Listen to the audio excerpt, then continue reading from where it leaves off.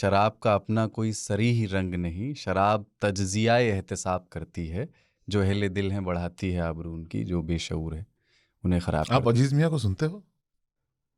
मैंने सुना है, उन्हें सुनते थे तो नहीं कहूँगा, लेकिन मैंने उन्हें सुना है, वो कव्वाल जो थे। हाँ, क्योंकि ये उनके कव्वाली में ये बहुत प्रोमिनेंटली आता है बार बार, अच्छा अच्छा तो जो उनको सुनते हैं उनको याद रहता है। अच्छा अच्छा, मैं तो एक बार सुना है, लाइव सुना है उन्हें। अच्छा। बॉम्बे आए हुए थे, बहुत बरस पहले की बात है, ये मेरा 70s में, तो मैंने सुना एक प्रोग्राम में। लेकिन ये कि मैं कुछ बहुत ज़्यादा कव्वाली का फ़ैन नहीं हूँ, एक्सेप्ट फॉर राहत फ़तेह अली। राहत फ़तेह अली मुझे पसंद है, अच्छा। वो बहुत कमाल का आदमी, वो तो ही वॉज अ जीनियस। मगर ये कि बाकी तो मुझे अब राहत साहब बोल रहे हैं, नुसरत साहब बोल रहे हैं? सॉरी, जी। नुसरत जी। राहत भी बहुत अच्छे वो हैं। अद्भुत आपने लिखा और अद्भुत उन्होंने कंपोज जी, किया। उनका जो हम लोग का एल्बम था एक जी। बना था, बहुत, वो आदमी बहुत अच्छा था, बहुत कमाल का आदमी था। मतलब आपको बताऊं, एक किस्सा है कि हमने जो एल्बम बनाया था संगम, जिसका नाम था, उन्होंने कंपोज किया था, गाया था, मैंने लिखा था। ये यहाँ दिल्ली के एक बड़े होटल में, 5 स्टार होटल में उसको रिलीज़ किया गया। और दिल्ली का जो सारा ये पाकिस्तानी हाई कमीशन था, वो पहली रो में बैठा हुआ था। तो इन्हें बोलने के लिए कहा गया। तो राहत साहब ने कहा कि मैं दुनिया में जहाँ भी जाता हूँ मुझे बड़ी इज़्ज़त देते हैं लोग, मैं बड़ा शुक्रगुजार हूँ, लेकिन जो मोहब्बत और जो इज़्ज़त मुझे हिंदुस्तान में मिलती है वो कहीं नहीं मिलती, जितना प्यार मुझे यहाँ मिलता है।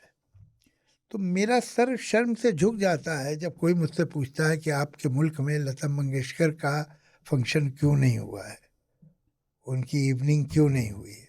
और मैं ये इसलिए कह रहा हूँ, आपने ये पाकिस्तान जाकर भी बोला है? नहीं सुनिए, ये तो नुसरत फतेह अली ने कहा था यहीं दिल्ली में। हाँ हाँ। तो पूरी बैठी थी हाई कमीशन पाकिस्तान के सामने। तो कहले मैं इसलिए कह रहा हूँ कि पाकिस्तान हाई कमीशन के लोग यहाँ सामने बैठे हैं, मेरी ये बात सुने। ये बात कहने के लिए कुछ कन्विक्शन और कुछ जुर्रत चाहिए और नेकी चाहिए इंसान में। तो मैंने कहा तो बड़ी बात नहीं, मुझे तो कहीं नहीं था, मैं हिंदुस्तानी हूँ। मगर वो एक पाकिस्तानी ये बात कहे और हाई कमीशन के सामने कह के फिर वापस लाहौर जाए, ये हिम्मत की बात है। और वहाँ फौज की हाँ, हुकूमत हो। तो मुझे, और बहुत सुलझा हुआ आदमी था, मतलब मेरे दिल में बहुत ही इज्जत है नुसरत फतेह अली। उनकी डेथ हुई तो मैं उस पर गया भी था, उनका जो बाद में कंडोलेंस मीटिंग हुई थी, और मैं बोला भी था। तो वो उनको मैं बहुत सुना मैंने, और वो थे भी जादूगर आदमी। आपको ही मालूम है, आमतौर से हमारे जो सिंगर बाहर जाते हैं म्यूजिशियन, उनकी जो मेन ऑडियंस है वो डायस्पोरा होता है। जी। ये आदमी जापान में गाता था और जापान में लोग पागल थे। फ्रांस में जब ये परफॉर्मेंस देता था तो सीट नहीं मिलती थी, हाउसफुल चलता था, बहुत मुश्किल होती इसकी सीट में, बाहर बैठे होते लोग और जनरल। सूरज उगने तक कोई उठता ही नहीं था, तो इनको भी हाँ, गाना पड़ता ये था। जो है उसका उसका जो, और वो तो क्या बेवक्त पड़ा है इंसान। ये जो जा रहा था उसकी तबीयत खराब हो गई तो लंदन रुक गया और वहीं उसकी डेथ हो गई।